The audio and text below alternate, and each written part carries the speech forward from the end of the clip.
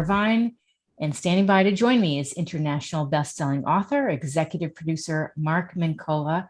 He's also a nutritional therapist, and we're going to talk about his book, The Way of Miracles, Accessing Your Superconscious, and The Way of Miracles.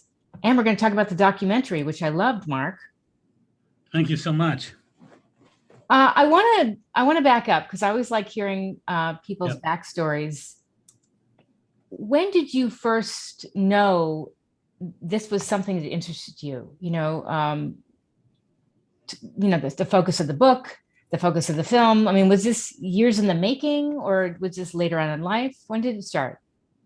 Well, I've been a practitioner of nutritional medicine for 37 years. And I've seen so many different patients over the years from all over the world, 60,000 appointments. Whoa. And I've seen many, many different remarkable outcomes, remarkable miracles, miracle stories, incredible stories. So I always felt like someday when I'm trucking on down the road, as they say, I'm going to want to verify and I want to share with the world what I experienced, at least a little taste of it anyway, a little touch of it. Yes. And so I decided that I was at that time, and I met a producer in New York, Christina Vercillo-Bresson. I met her about 5 years ago. And I talked with her about being able to capture some of my great stories in a documentary film. She said, beautiful idea. So she looked into my work, started to follow me and really work with, tapping into what I'm doing, what I've been doing. She fell in love with the work. She absolutely loved it.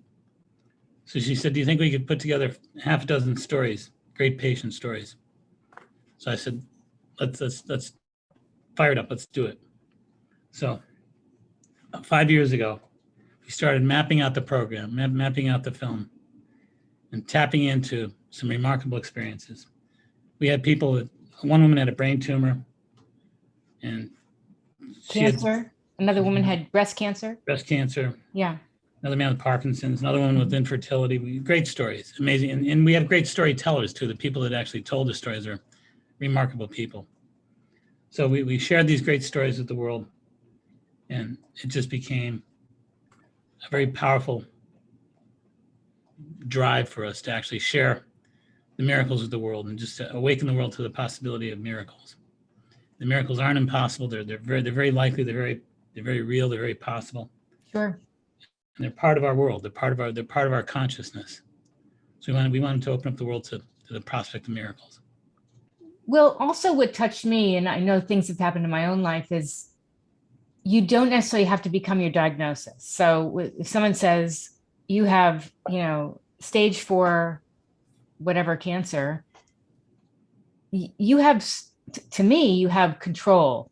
You don't have to feel like, oh, this is the end game. I mean, there are things you could do, but a lot of times I remember a surgeon saying to me, oh, you're going to need shoulder surgery. But the real truth, Mark, was I was experiencing tremendous emotional pain because my dad was dying of cancer. And I switched my thinking. I said, I'm not going to have surgery. I'm going to see what else I can do. I'm also a strong believer in the anti-inflammatory diet. I think that's very powerful. It's a big part of our work. It's a huge part of our work. Yeah. We take the time, and it's so important to acknowledge that we're working at a soulful level, a spiritual level, a consciousness level. And consciousness moves into the realm of nutrition. We encourage people to, if they haven't already, move into the realm of conscious eaters. And you're absolutely right. I mean, anti-inflammatory is huge. It's absolutely huge. Huge. When you think about the fact that it's been estimated, 72% of all disease is directly correlated with inflammation. You got 150 autoimmune diseases, 72% of which are drawn from the idea of inflammation. Yeah. So what is inflammation? Inflammation that's acute is actually beneficial. Inflammation that's chronic is problematic. So chronic inflammation breaks down to these there's 3 different pathways, 3 different hormonal pathways. They're called icosanoid pathways. And the idea is that column 1 is neutral. Column 2 is inflammatory. Column 3 is anti-inflammatory. So here's the deal. These three pathways start with fats. You can't have a hormone without fat. Fat is vitamin F, essential fatty acid. So there's essential fatty acids that actually set up the production assembly lines of hormones in the body. So you have neutral hormones, inflammatory and anti-inflammatory hormones that start with fats. You got linoleic acid that produces neutrality. You got arachidonic acid that produces inflammation. Then you got alpha-linolenic acid, which is anti-inflammatory. So the different foods that produce those. So when you think about foods that are neutral, poultry, neutral, grain products, neutral. When you think about things that are inflammatory, you're thinking about things like peanuts, Dairy, red meat, egg yolks, sugar. Those are inflammatories. Mm-hmm. And then you got anti-inflammatory. Things like organic produce, fatty fish, flax seeds, things like that. So you got three different categories that you can actually load up your body on. So you can download your body with either neutral, inflammatory, or anti-inflammatory. There's one other part. The neutral foods can actually become anti-inflammatory very easily. There's a conversion process called DGLAs, dihomogannolinoleic acid, DGLAs. So to take things like evening primrose oil, black currant seed oil, borage oil, 1,000 milligrams of one of those supplements a day. We'll take all those neutral hormones and move them into anti-inflammatory territory. So the objective is to convert column 1, discontinue column 2, and emphasize column 3. What a difference it makes. It makes a huge difference. I mean, I grew up eating a tremendous amount of fast food. I had a dairy allergy. I would eat all the things that I was allergic to. I didn't know I was allergic to them. I was a terrible student. I was depressed. It just felt like an emotional roller coaster. Sure. And once I cleaned up my diet, it's like all the fog went away. You know, I just had a tremendous amount of focus, energy, made a huge difference. No question about it. Oh, and eczema. It's huge. Yeah, a chronic eczema. Yeah. And again, I think that the key is this. There are COX-2 hormones, category 2 hormones. There are icosanoid hormones that are responsible for all inflammation. We have the ability to regulate them. We have the ability to downregulate them, to discontinue loading up our chemistry with these things, and to move more in the direction of conversion and anti-inflammatory support. And when those numbers are shifted around for you, what a difference! What an absolute incredible difference. I have a question, and just in your opinion, no pressure on this answer. Why do you think we have so many cases of cancer? Is it everything from environment to non-organic produce to so many factors? What do you think, in your opinion? Why do we have so much cancer? I think that is the answer. I think that there's so many different. I mean, when you look at the cancer statistical data, the early 1900s, the turn of the century, 9%. Whoa. They're ridiculous. I mean, there wasn't that much cancer, period. Yeah. But cancer now is just rampant. And I think it's right.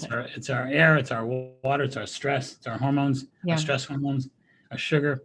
I mean, think about sugar alone. The average American, again, in 1900, consumed 12 pounds of sugar a year. We're up to 180. 180? 180, yes. So, I mean, I think that we're taking in pesticides, 17 pounds of pesticides a year, 50 pounds of food additives a year. So we're so downloaded with toxic trash, and the quality of our lifestyle is just so stressed. Everybody's so stressed out all the time.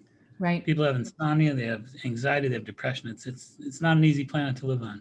Right. I agree. And I feel that you have to be a detective, your mental, physical, emotional health, and kind of figure out what are you doing in your day-to-day that's negative. Yeah. What would you like people to know about your book? The most important thing I'd like them to know, the Way of Miracles is addressing you specifically within yourself. One of the exercises I actually ask the readers to engage in, go to the nearest mirror, look in the heart of your eyes, in the center of your eyes in the mirror, and don't stop. 10 minutes, 10 full minutes of you looking in your own eye. 10 minutes looking in your own eyes. Connect with the source that is you. Connect with the miracle that is you. Connect with the essence that is you, the beingness that is you. You'll feel the essence. You look in your eyes, you feel the essence. It's pure essence. It's not a personality. It's not an ego. It's not a superstar. It's not a failure. It's pure essence. Non-judgmental essence alone. For you to tap into that beingness part of you, of who you are, that source, is the beginning to tapping into the reality that you have a place within you that is so deeply source-oriented and so limitless in its potential. That is the real you. That's the eternal you. That's the miracle maker. So to tap into the miracle maker and to have confidence that you have the ability to make miracles from that perspective is important. And I think when you do that, you can really tap into your true potential. No question about it. Absolutely true. Yeah. And by the way, that true potential is limitless. Yeah. We're used to thinking of ourselves in the material sense, and we're materially limited, of course. Everything is limited in the material realm. It's in the energetic realm that things are limitless, and that's who you are at that level. To tap into that part of you that is not matter-based, to tap into the part of you that is no limitations, tap into the part of you that is soul and spirit and source and eternal. I think that's tapping into the real you, and I think consciousness is everything. Yeah. I feel like we are so hindered by things, especially people that are toxic to us. So they hold us back from being who we really are and what we want. They do, but I think they serve a purpose. I think the Tai Chi circle teaches us that you got half white and half dark. There's a dark circle with a white middle. There's a dark circle with light circle with a dark middle. So there's two semicircles that are convergent and combined. And the objective is to understand that good and evil, light and dark, good and bad, it's all part of one inseparable reality. And we need to understand that the two of those forces together make up wholeness. That's wholeness. So to try to dwell on the light side of the semicircle is a fantasy. It's addiction. Yeah. To embrace the entire whole, to live in the light and the dark, and understand that they're mutually compatibility. And it's mutual compatibility of opposition is the word. Yes. That's what it works. Yes. So to become expanded and to understand and appreciate and embrace the mutual compatibility of opposition is to really become whole. Well, and where we are right now in the pandemic, we've gone through a lot of, positive and negative, and a lot of negative, sure. But I feel like, as you said, going through those challenging times can only make you stronger, more adaptable. That's what they're for. Yeah. Yeah. It's really important that we appreciate the power that we have, and then we can implement the power that we have over any kind of challenge or darkness. And to begin by taking the challenge of appreciating the duality as being inseparable, and to appreciate that separation is an illusion. Separation is a grand illusion. Everything is one. Mm-hmm. So all the stuff that's good and bad is all just part of one thing. To make our peace with that is our power. Yes. One time I wrote an essay, "Dear Rejection, thank you." That's good. That's good. Because we're always... Yeah, no, that's beautiful. Yeah. I talk in the book about people. I had one patient in particular, a woman I worked with about 25 years ago. She had stage 4 breast cancer. She worked so hard. She worked so hard, nutritionally, biochemically, supplement-wise. She really, spiritually, she worked morning, noon, and night to heal herself. And she beat cancer. She beat the disease, stage 4. Stage 4? She beat it. So the last day that I ever saw her, she stood up in her chair and she cried. She said, "I thank cancer for teaching me how to live." I mean, that just knocked me off my feet. Yeah. But that's such a real story, such a powerful story. It sure is. Such an amazing consciousness that she has. Determination, too. Oh, no doubt about it. Right? Let's jump into the documentary. Sure. How did this all come about? It's a fantastic film. I put the trailer on my show blog, which is getthefunkoutshow.kuci.org. By the way, this show came about because of loss. I lost a dear friend of mine in 2010.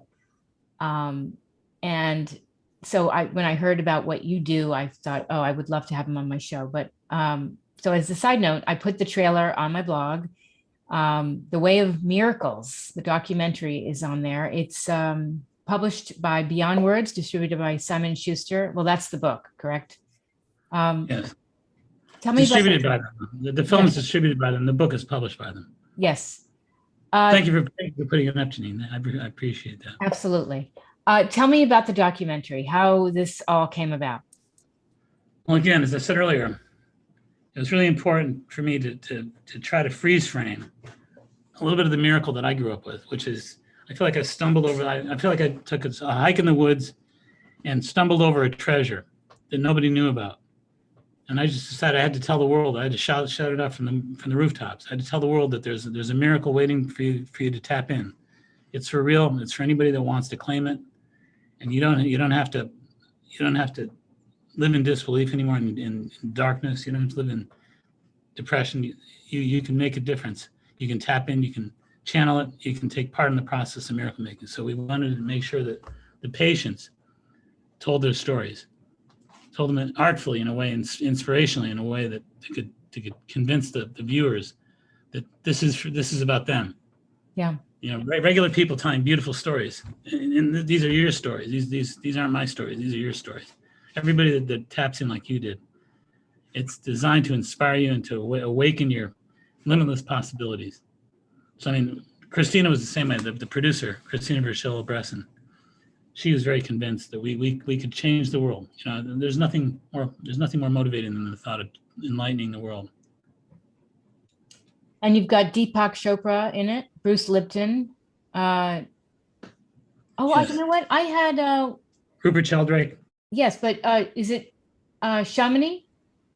Shamini, that's right. Yes, Shamini Jain. I wonder if she was on my show. I think she was a guest on my show a while ago.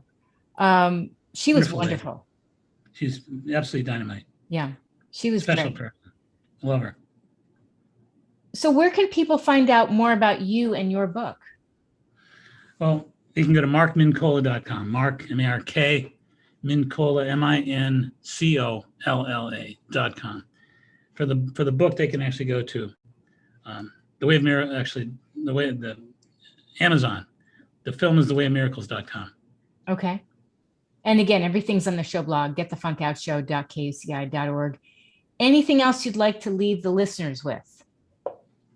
The most important thing of all is to leave the listeners with my plea that I ask them to please re-identify themselves. Re-identify. Take the time in your life to identify your I. We use the word I 500 times a day, but we don't often know who that is. So I say, I'm pleading with you to re-identify your I, to tap into who you really are, and start living from your true I self, and to take the time to be the miracle that makes the miracles. Beautiful. Mark, I've really enjoyed this. It was really great having you on the show. Thank you so much. You're so special. Thank you so much.